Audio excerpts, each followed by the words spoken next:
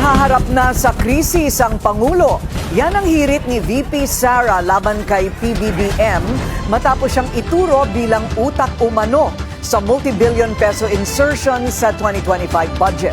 Dagdag ng bise, Filipinos deserve better. Agad naman itong sinagot ng Malacanang. The President now faces a profound crisis of confidence, especially in the way these corruption investigations are being handled, which appear to lack both direction and resolve. Ito ang banat ni Vice President Sara Duterte laban kay President Bongbong Marcos na ngayon ay humaharap sa mga aligasyong siya raw ang may pakana sa 100 billion peso insertions sa 2025 budget. Sa isang pahayag ngayong araw, sinabi ng bise na nakikiisa siya sa galit at pagkadismaya ng taong bayan dahil nasaksihan niya umano mismo ang pandarambong na ginagawa ng Administrasyong Marcos Jr. sa bansa. Nasaksihan ko mismo kung paano minanipula ng House of Representatives ang budget ng Department of Education.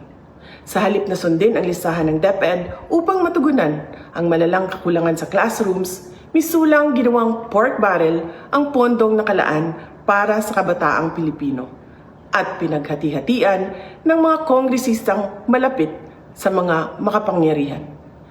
Dagdag ni VP Sara, madalas na raw siyang nakikipag-usap sa mga kababayang OFW bago pa man sumabog ang flood control scandal.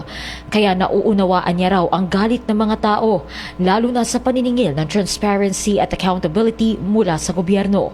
Sa aking pagbitiw bilang kalihim ng DepEd, ininda ko ang kaliwat kanan na atake kasama na ang impeachment para lamang mapagtakpan nila ang katiwalian sa 2025 budget. Kaisa rin daw ng bise ang milyon-milyong Pilipinong dismayado sa kasalukuyang estado ng pamahalaan. We also seek clear answers on how a budget that deprived Filipinos of billions and billions of pesos was approved under his watch. Agad namang bumuelta ang Malacanang.